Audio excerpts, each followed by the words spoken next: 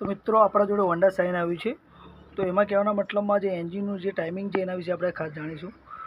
તો ટાઈમિંગમાં કઈ કઈ વસ્તુ ખાસ ધ્યાનમાં રાખવી પડશે એના માટે ખાસ વિડીયો બનાવ્યો છે. તો સૌથી પહેલાં અહીંયા આપણે જે હોલમાં કહેવાના મતલબમાં જે ટી છે આપણે મેચ કરી લઈશું.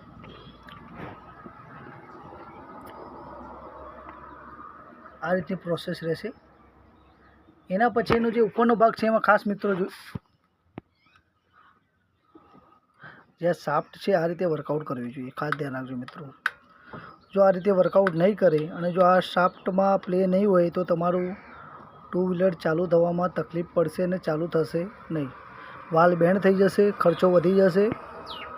અને આનું જે ટાઈમિંગ ચક્કર છે કઈ રીતે લગાવવાનું છે એ પણ ખાસ જોઈ લો. જો તમારું જૂનું જે ટાઈમિંગ ચક્કર હોય એમાં એક નિશાની આપેલી જ છે ઓલરેડી. આ રીતની જે ખૂણો છે એ ખાલી મેચ કરી દેશો, બાકી કોઈ વસ્તુ ચેક કરવાની જરૂર નથી. આ જે તમારી જૂની પોઝિશન જે મેચ કરવાની છે અને એવું કાંઈ પણ વસ્તુ લાગે તો કમેન્ટ બોક્સમાં જણાવો.